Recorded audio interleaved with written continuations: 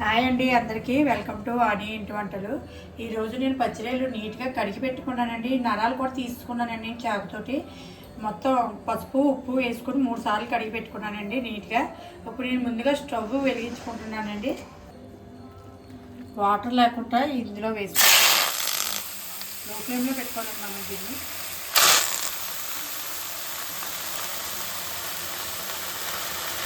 అలాగే అన్నీ ఇందులో వేసుకుంటానండి.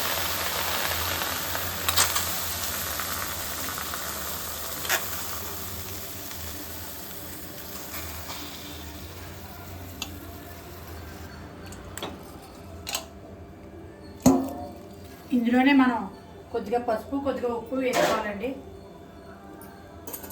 ఇందులోనే కొద్దిగా ఉప్పు అలాగే సాల్ట్ కూడా వేసుకుంటున్నానండి. సాల్ట్ ఎక్కువ కాదండి, కొద్దిగా ఇందులో.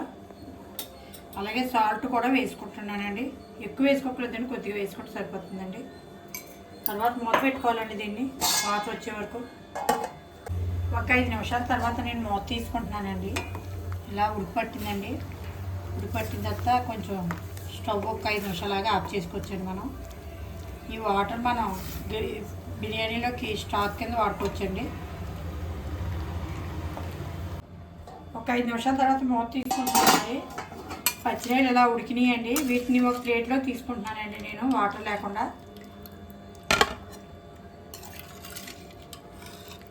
ఆ వాటర్ని మనం బిర్యానీ స్టాక్ కింద వాడుకోవచ్చండి. బిర్యానీకి వాటర్కి బదులుగా ఇది వేసుకోవచ్చండి.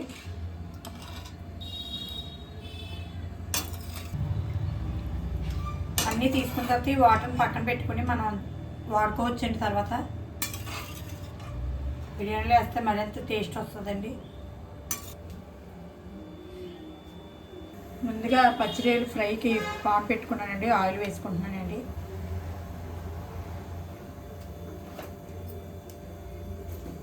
ఆయిల్ వేసుకున్న తర్వాత మనం అల్లం వెల్లుల్లి పేస్ట్ మెత్తగా నూరి పెట్టుకొని 1 స్పూన్ వేసుకుంటున్నానండి. ఫ్రై కదండి, నేను ఆనియన్స్ వాడనండి ఇందులో. పచ్చివాసన పోయే వరకు వేపాలండి దీన్ని.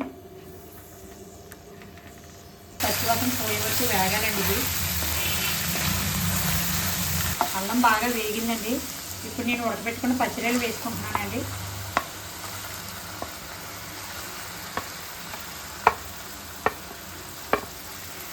ఒకసారి కలుపుకోవాలండి వీటిని అల్లం పట్టేలాగా.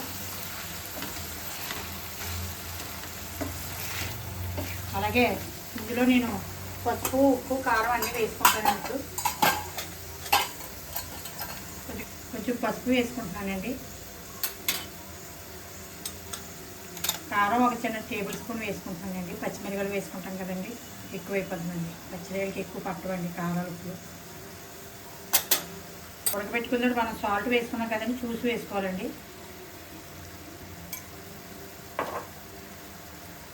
ఒకసారి మళ్ళీ కలుపుకోవాలండి దీన్ని పచ్చివాసన పోయే వరకు.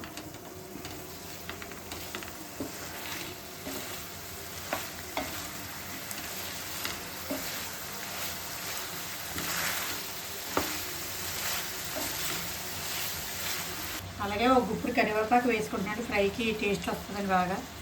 అలాగే ఒక 4 పచ్చిమిర్చి వేసుకుంటున్నానండి.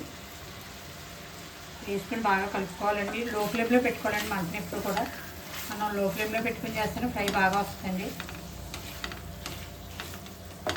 గసగసాలు జీలకర్ర ధనియాలు వేపి పౌడర్ చేసుకున్నది వేసుకుంటున్నానండి. ఒక ఐస్ క్రీమ్ స్పూన్తో 2 స్పూన్లు వేసుకుంటున్నానండి ఫ్రైకి.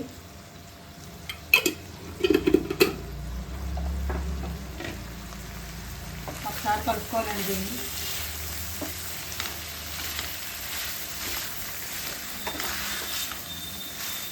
పది నిమిషాల తర్వాత ఆయిల్ పైకి సపరేట్ అయిపోతుందండి. ఆ తర్వాత మనం ఇలాగా కొత్తిమీర చల్లుకొని ఒకసారి కలుపుకొని ఒక 2 మినిట్స్ నుంచి ఆఫ్ చేసుకోవడమేనండి స్టవ్. తర్వాత మనం సర్వింగ్ బౌల్లోకి తీసుకోవాలండి ఫ్రైని. ఇలా కొత్తిమీర వేసిన తర్వాత ఒకసారి ఇలా కలుపుకోవాలండి. కలుపుకొని ఆ తర్వాత స్టవ్ ఆఫ్ చేసుకుని మూత పెట్టుకోవాలండి. అప్పుడు ఫ్రై రెడీ అయిపోద్దండి. చాలా ఈజీగా అయిపోద్దండి. వంట రాని కూడా చాలా ఈజీగా చేయొచ్చండి ఈ రెసిపీని. బ్యాచిలర్స్కి అయితే ఇంకా ఈజీ అండి ఇది చేయడం. దీన్ని మనం పలావ్లో కూడా వేసుకోవచ్చండి. కొద్దిగా ఫ్రైని చాలా టేస్ట్ వస్తుందండి అలా వేసుకోవడం వల్ల. నేను ఇప్పుడు నెక్స్ట్ ప్రాసెస్ వచ్చి మీకు కానీ నా రెసిపీ నచ్చినట్లయితే లైక్ చేయండి, కామెంట్ చేయండి. మీ అభిప్రాయాన్ని మాకు కామెంట్ రూపంలో తెలియజేయగలరని కోరుకుంటున్నాం.